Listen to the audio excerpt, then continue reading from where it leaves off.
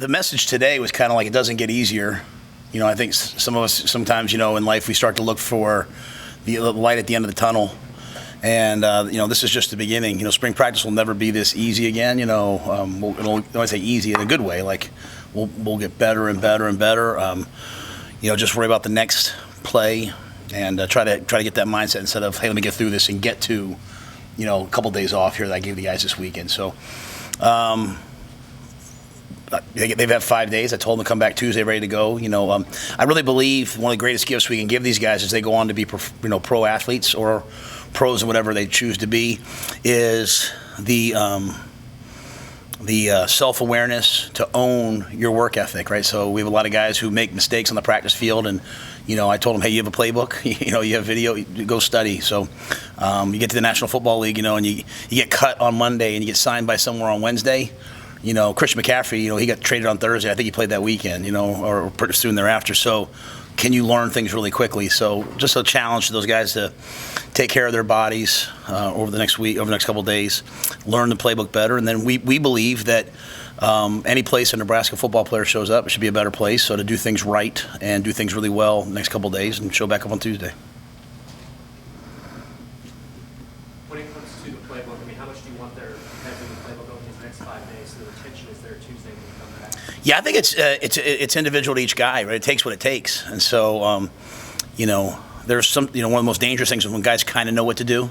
So they can kind of do it. Like, you can't figure out how to do your job until you know what your job is. And so we have a lot of guys still at that level one, like trying to learn what it is. And we can make excuses for them, but we're just trying to change the expectation level of our guys, right? Like, we're not here to try hard.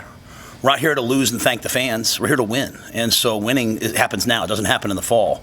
So the guys who really know their jobs really well, the guys who, we got some walk-on players who should probably be on scholarship. So it's like, you are what you produce. And so I just want the guys to understand, like, hey, I own the way I practice. Someone has a phone call here. I own the way that I practice. I own the way that I prepare. I own the result, right? And so the whole, like, coach didn't give me a chance or, coach, we're trying to get rid of all that. I think when you give that gift to young people that we're in control of our futures, they can take off.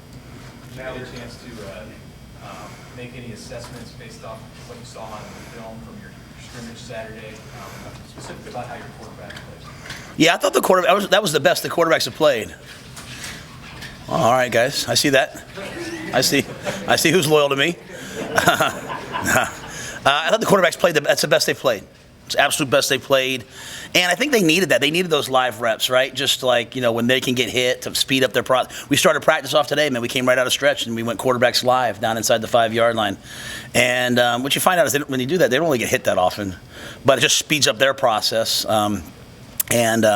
So a lot of things for us right now are like just a little bit off timing wise.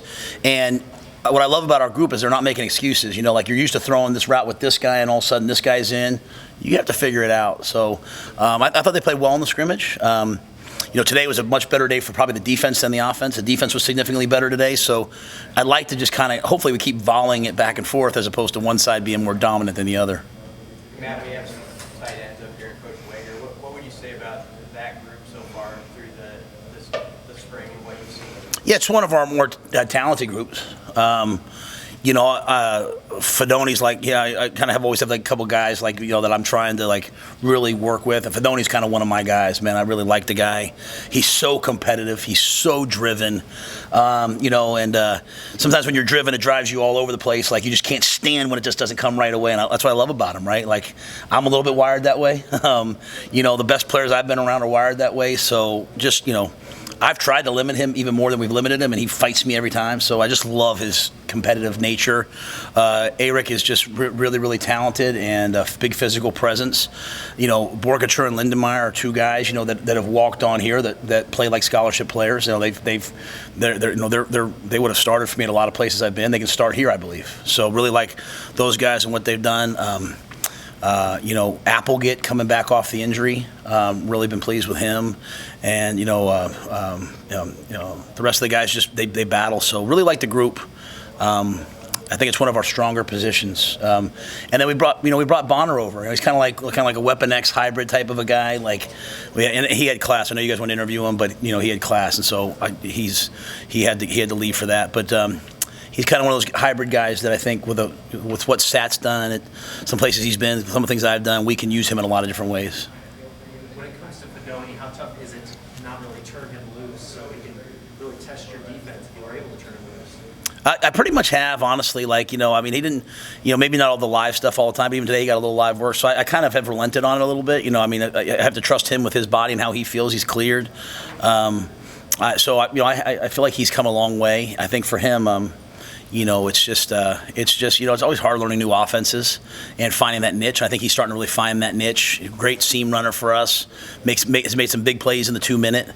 Tenacious blocker. So for me, what I don't want, and it's kind of how 18 to 22-year-old brains work nowadays. Probably always, right? They're always looking at today as if it's a finished product, and I can see what they're going to be, right? So to me, it's just a building progression to get there. Really happy with where all those guys are at, to be quite honest. I think that could be a real weapon for us, that whole room. And then talk about the coaching staff holding each other accountable. Why is that important? And do you see any trickle down to the players with that? I don't know the coaching staff. I think my job is to coach the coaches, right?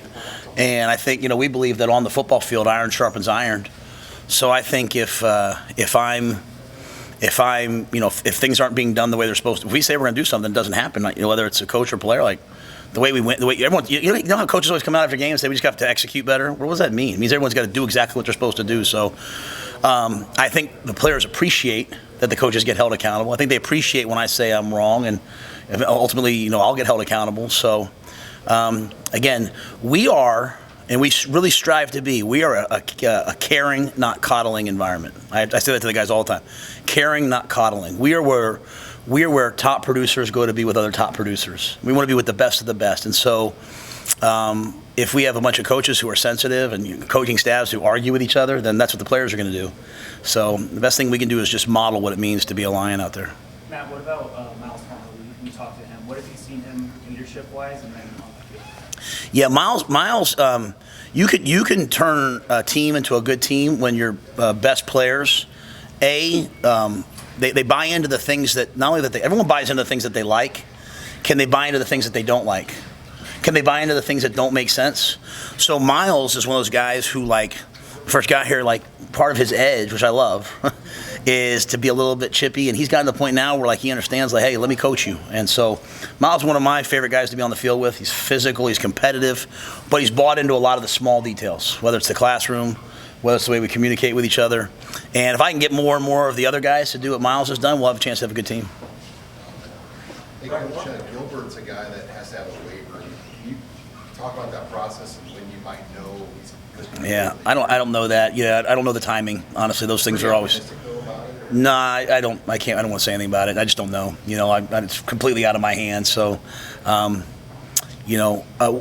just say this: when I took Eric, I told him, I said, hey, this is a long-term play for you and in your future. So if it works out where he can play this year, which I believe he should be able to, then great. And if he can't, then we're going to help him get ready for next year or for the NFL. So, I've seen a lot in football, and I just think there are a lot of these guys. They just need someone to give them a chance, a real chance, and do things the right way. And so I like him a lot. So we're doing that. He's doing excellent in school.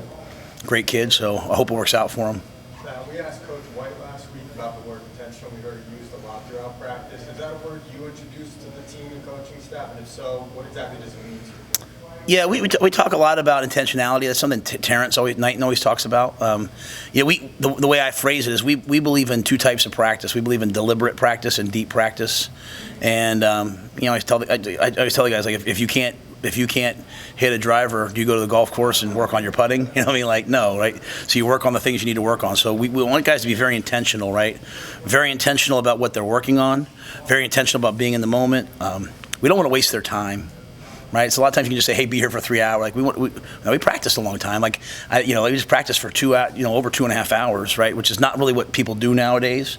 But that's intentional because I want to teach them how to concentrate for a long time. Some days we'll practice for an hour and a half, right? But right now we're trying to teach them how to concentrate for long periods of time. So I just think, being intentional about everything. I'm happy to always explain the why to the guys. Like, hey, Coach, why are we doing this? 100%, I'll tell you why. So if that's one of the basic things in our program, is just being really intentional, everything that we do, so we can get the desired result in the long run.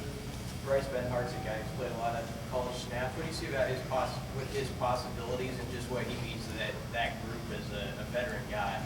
Yeah, I said it the other day. I think I said it the other day. Like, I think Bryce is an NFL player. There's no doubt to me about that. I think with what we're doing, the way we're playing, I think it's going to turn Bryce loose. I think a lot of those guys, and I'm not throwing it on. I think a lot of them kind of been beat down. Like I said, the narrative is the O-line's terrible, and so they hear that a lot. And so I think Bryce, like all those guys on the offensive line, just has to play with great confidence, right?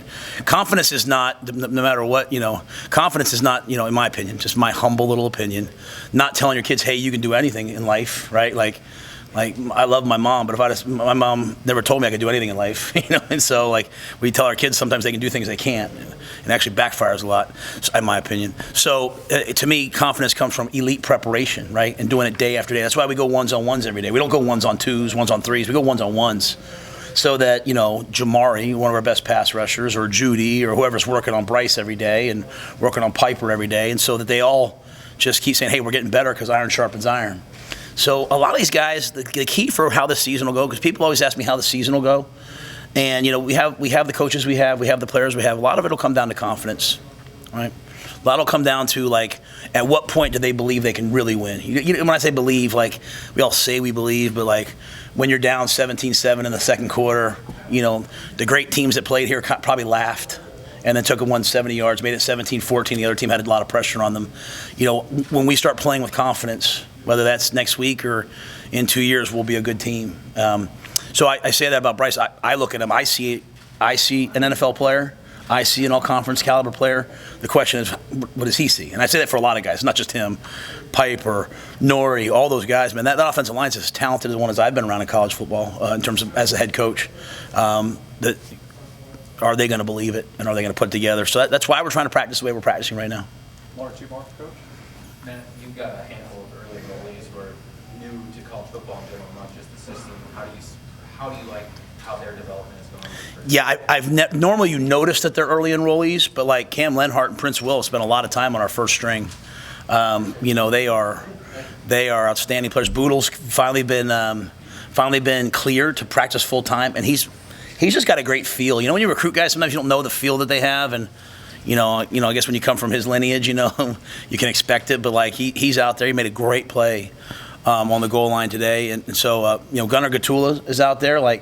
That's the hardest position. Hey, be an O lineman. Oh, by the way, go play left tackle, and be running with the second unit. And I think he's done an excellent job. Excellent job. So I probably forget Maverick Noonan's natural pass rusher, great feeling for it. So I've never really noticed, right? Hey, these guys are all early enrollees. They just kind of fit in. Is there anybody else I'm missing? I don't think so. They kind of all fit in. And again, that's why I talk about some of the walk-on players that we have. I never noticed that, hey, he's a walk-on, right? We got a bunch of guys that I know could help us. So Herbeck's been playing his tail off, right? So, we try to look at everybody and just kind of where they are right now. And I think those early enrollees are going to help us. And maybe they won't help us this year. I hope so. Who knows? That's why I always say, I wait all the way till training camp to kind of make those decisions, because some guys are going to make huge jumps in the summer, and some guys won't. Coach, to clarify, are you guys shut down until Tuesday morning, or will you have other? Oh, we have tonight. We have a team event every Thursday night. Every Thursday night we do something with the guys can bring their girlfriends or a family member. We bring our families. Those of us who have families here. Tonight we're doing home run derby at the softball field with a dinner. I can promise you, before cell phones, I would have tried to hit a ball, but now with cell phones, you can't, because everything goes viral. And then tomorrow we have meetings and liftings, and then I expect them all to go to class. And then they're shut down Saturday, Sunday. We have the training room open Saturday, mandatory for some guys, optional for others, depending on where they are status-wise. Sunday they're off, like they always are. then Monday we'll be right back 6 a.m. lifting and meetings. So I just meant more like on the field. But yeah, hopefully guys have a chance to get away a little bit and or just kind of kick it here. Who knows? Like watch the Masters like I'll do. So. All good? Anybody else? No injury questions. That's awesome. Thank you.